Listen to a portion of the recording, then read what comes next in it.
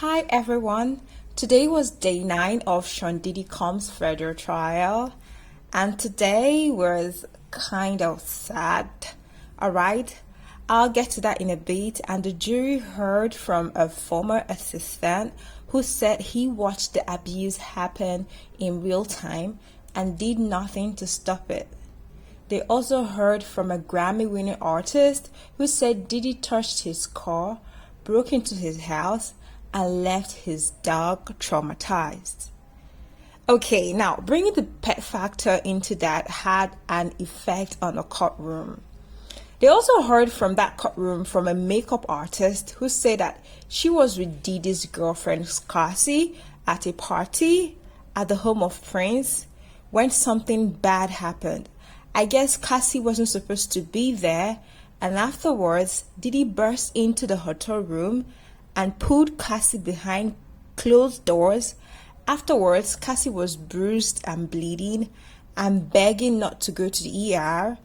And through it all, Diddy sat there in his grey sweater, totally relaxed, even blowing a kiss to his cousin in the gallery.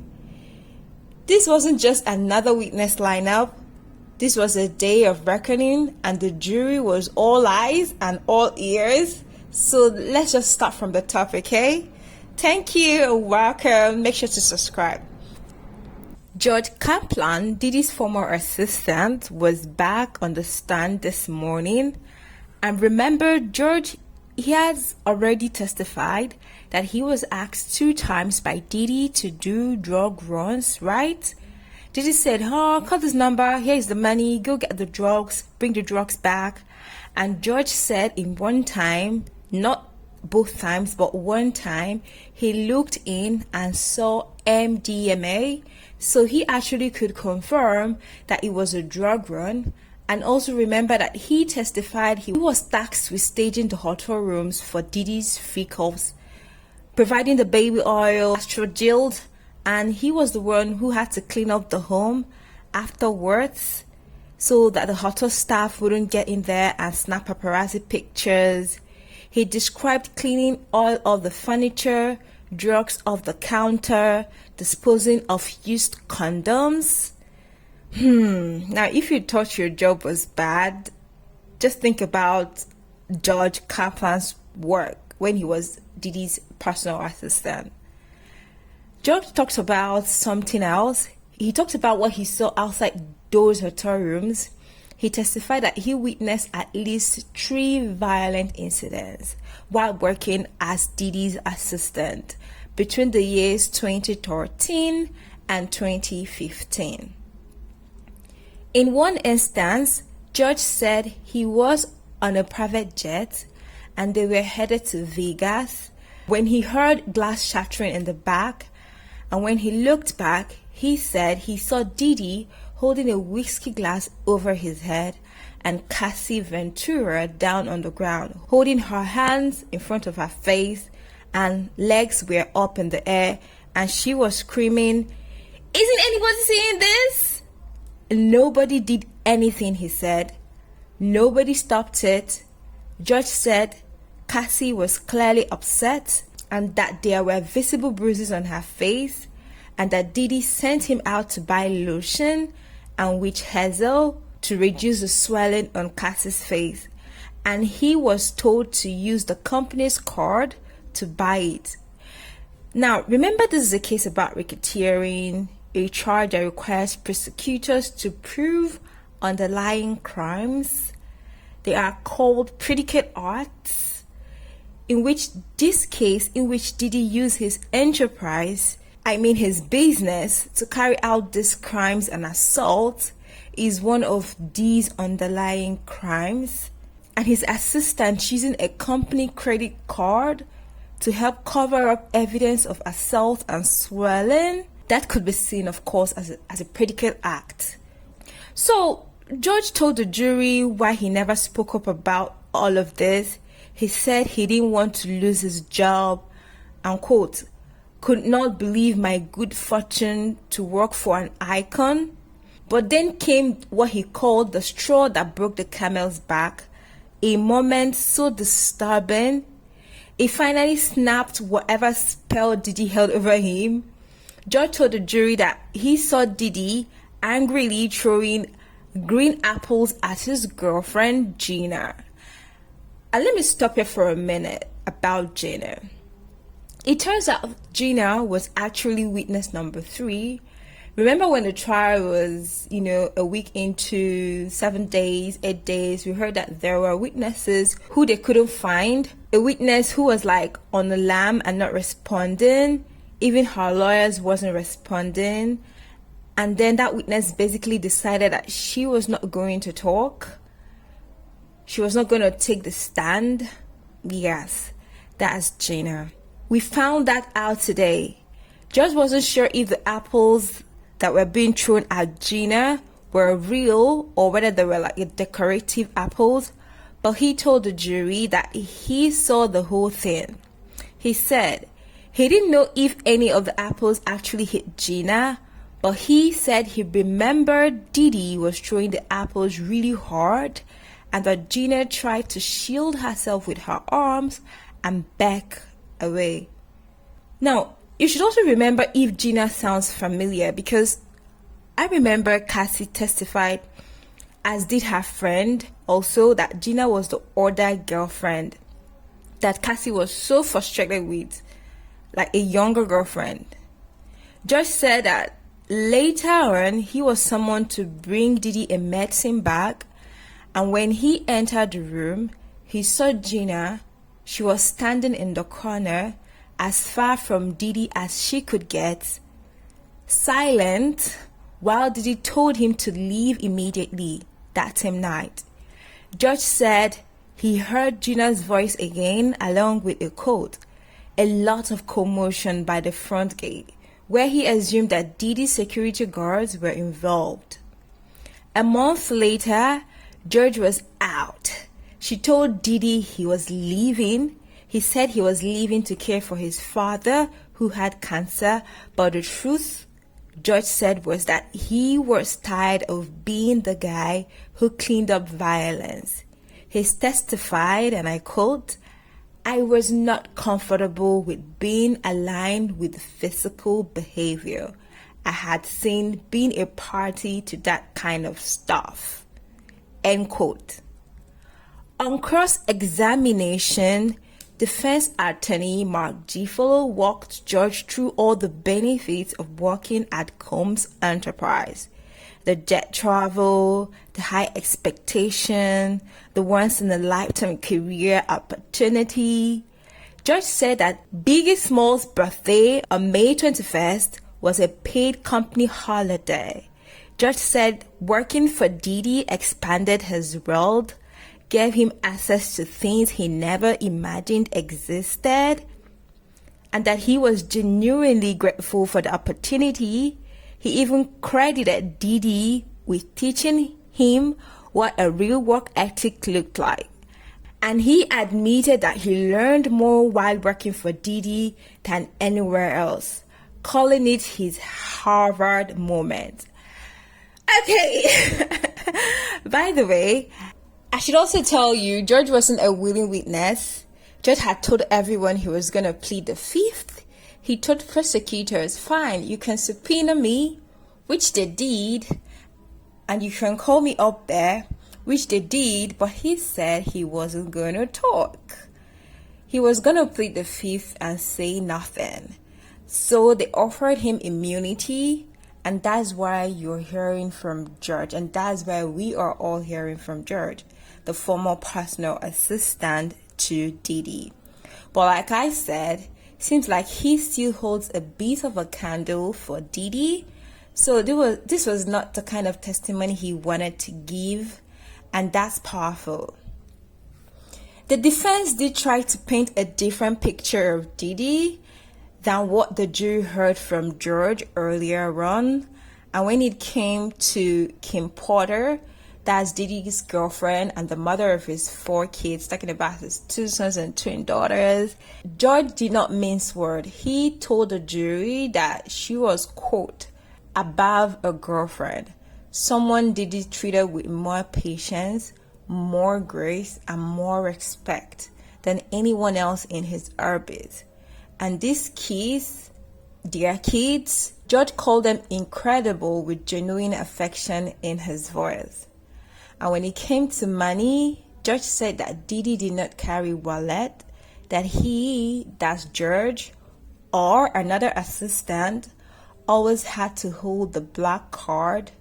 He told the jury that assistants were the ones booking the yachts, leasing the villas, handling the jets, and that the day-to-day spending, like buying baby oil for hotel setups, the dirty businesses that they carried out for the freak-offs, he said that that wasn't even on Diddy's financial radar because, as George puts it, Diddy's world was too big with all his global businesses. George also testified that he once referred to Diddy as, quote, God among men, that he still remembers Diddy's birthday every year and sends him a text. He also testified that he sent heartfelt condolences in a note after Kim Porter's death. He told the jury, quote, I was heartbroken for him. Still, the guilt stuck with George. On redirect examination, George told the jury, quote, he pushed me to depths I didn't know I had in my heart of hearts. I knew what was happening. I felt an element of guilt that I didn't do anything to stop it. End of quote. Now, with George off the stand, all eyes shifted to the back of the courtroom as the next witness walked in, talking about Kid Cudi, real name's called Mass Cudi. He's a rapper, he's an actor, he's a Grammy winner, and according to prosecutors, he is the guy whose Porsche got firebombed shortly after he started dating Cassie Ventura, and shortly after Diddy threatening to blow up his car. Kid Cudi walked into the courthouse and he was even smoking a cigarette. He looked casual, confident, and was ready to talk. Oh, okay. Kid Cudi told the jury that in September of 2011, he and Cassie were seeing each other, and that Cassie called him around 5:30 a.m. or 6 in the morning, scared and panicked. Kid Cudi told the jury, and I quote, Cassie told me that Sean Combs had found out about us. She sounded really stressed out on the phone, scared, nervous, so I went to pick her up. End of quote. He said he brought Cassie to the Sunset Marquis Hotel and that's when his phone rang again. He said this time it was Capricorn Clark, Diddy's assistant. Capricorn told Kid Cudi that she was sitting there, parked outside of his house, and that Diddy was inside. She also said that she had been forced to go along, like that she did not have a choice in the matter. Kid Cudi testified that he immediately called Diddy and said, and I quote, "Motherfucker, you are in my house." End of quote. And Diddy replied, quote, "I just want to talk to you." End of quote. Kid Cudi told the jury he rushed home, but that when he got there, no one was inside, but something was clearly off. The security cameras had been moved. They were facing the wrong way. Christmas gifts for his family had been opened. And this is the worst part. His dog was locked up inside a bathroom. And that the dog normally is a calm dog. But he became jittery and anxious all of a sudden. Kid Cudi said, "I wanted to confront him. I wanted to fight him. But instead, I called the police." And this is where Kid Cudi's testimony was explosive. And I mean like really literally explosive, like up in flames. Okay, now listen up.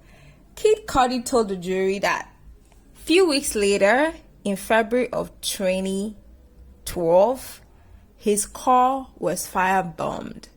He told the jury that he got a phone call in the middle of the night and that the caller on the other end of the line told him his car was on fire. Cudi testified that he didn't know what else to think besides, and I quote, "What the fuck?" End of quote.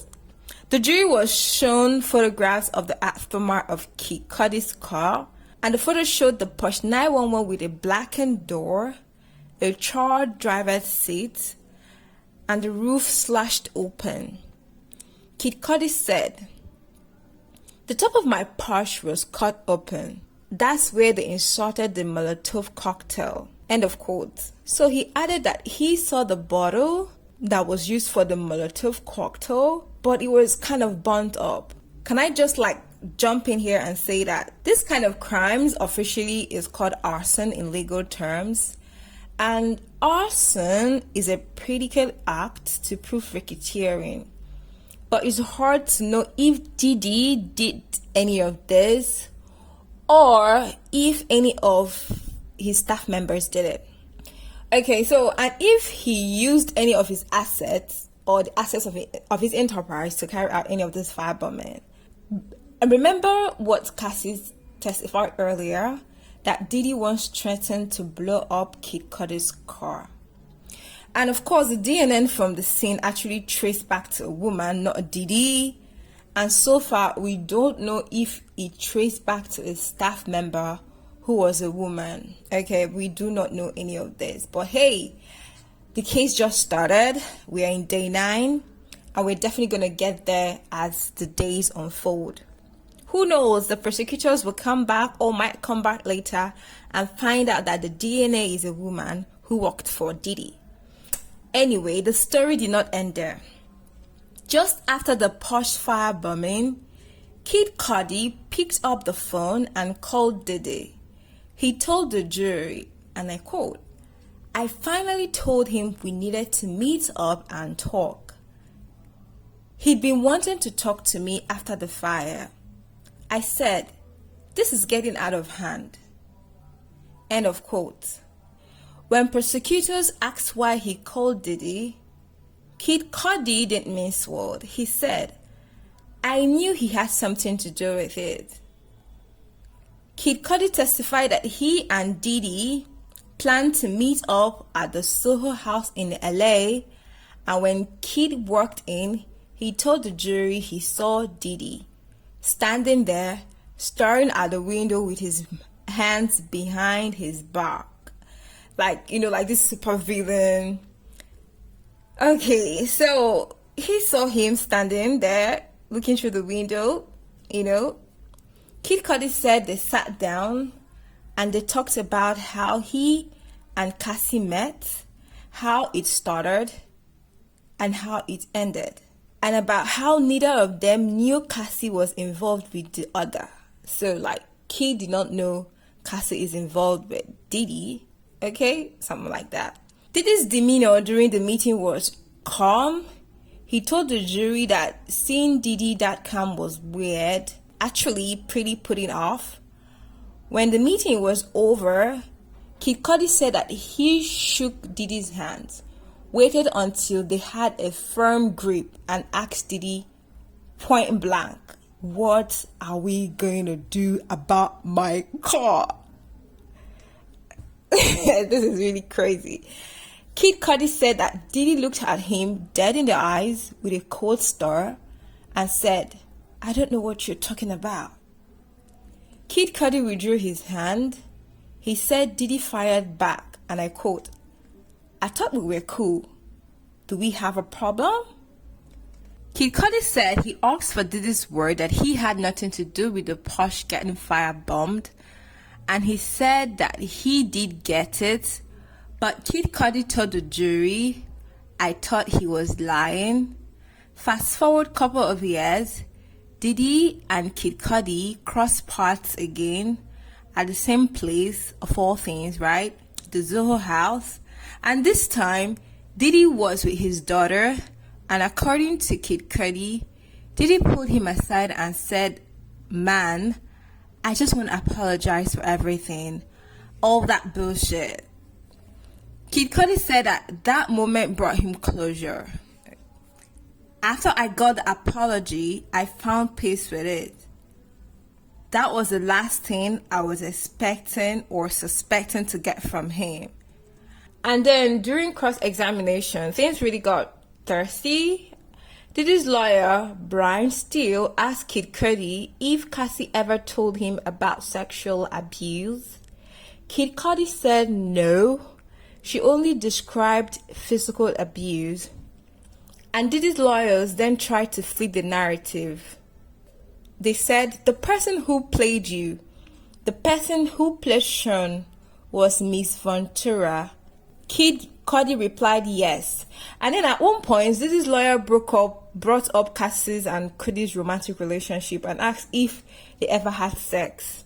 And the prosecution immediately objected. And the judge did not sustain it. He scolded the defense lawyer, Brian Steele, scolded him on the record, saying that the line of questioning violated Rule 412 of the federal rules that bars introducing irrelevant sexual behaviors in cases like this. The judge actually said, and I quote, "The line was crystal clear and it was crossed." After Kid Cudi came a brand new witness. This time around, I'm talking about Mylah Morales. She's a celebrity makeup artist who worked with Cassie for years. Mylah told the jury that he worked with Diddy between 2000 and 2005, mostly doing men's grooming, but that her real bond was with Cassie, whom she described like a little sister. And she testified about one night she said that she would never forget. It was Grammy weekend in 2010. Cassie and Mylah were at a party at Prince's house. Mylah said that she dozed off on the couch. She told the jury she woke up to Diddy screaming, "Where the fuck is she?" Mylah said that she told him she didn't know, and yet he stormed in anyways and went right into the bathroom and found Cassie. Mylah testified she heard more than yelling. She heard screaming, and then Diddy stormed back out. And when she checked on Cassie, she said Cassie was in bad shape. She had swollen eye, busted lip, knot on her head. Mylah took her home, she said, and called a doctor. The doctor told Cassie to go to the ER, but Cassie refused. Then Mylah was asked why she didn't insist, but she said, "We were very afraid. I feared for my life." Then she was cut off by an objection. And after Mylah came the next witness. And the next witness on the stand was Frederick Seymour. He is a general manager of a hotel in Beverly Hills. He confirmed that Diddy uses aliases like Frank Black, Ryan Lopez, and Jackie Star when making hotel bookings. And again, that is corroborating a testimony, something Cassie had said, alongside some of the other assistants also testified to that. He said that they usually attach notes to Diddy's guest profile at this hotel. And this witness said that one of the notes said, quote, "Always spills candle wax on everything and uses excessive amount of oil, place room out of order upon departure for deep cleaning." Now, they let the guy continue to book their hotel room, but they had to take the hotel out of circulation and deep clean it once Diddy leaves, or once Frank Black leaves, or when Jackie Star leaves, whichever alias that he uses, okay? And there's another note that instructed the hotel to pre-authorize an additional $1,000 to cover damages whenever Diddy stayed there. Okay, and this would actually explain why, because I do not know if I'm a hotel owner, if I would want to give up my hotel to you and you mess it up so badly, my hotel room to you, and you mess it up so badly, and I am hearing that they would pre-authorize an additional $1,000 whenever he comes to stay. I'm sure it's business. Looking at it from a business angle, it kind of makes sense. Maybe they will deep clean it with $200 and then they've made a profit of $800. Who knows? Just thinking. Okay, back to the story now. After the hotel owner came the last witness of the day, talking about Special Agent Joshua Crofts from the Homeland Security. He testified that he recovered data from 3 laptops that belonged to Cassie Ventura, including one that had a user profile for Frank Black, aka Diddy. Agent Crofts testified that the gold copy process of forensic extractions was used, and said while some hard drives were damaged or wiped, he was able to recover most of the data. When asked whether he had Cassie's consent to search, he said yes, and also confirmed he obtained a warrant for the one that might have belonged to someone else. And that is where the court left off for day 9. Okay, we definitely know that this is Memorial Day weekend. Okay, there won't be court hearing on Monday, but definitely we will be continuing with Agent Croft on Tuesday. I cannot wait for this agent to continue his testimony, to be honest. It's going to be a deep forensic dive into maybe Diddy's computer, but definitely Cassie's computers. Maybe one with a Diddy's profile on it. There has to be really good reason why the prosecutors called him to the stand, right?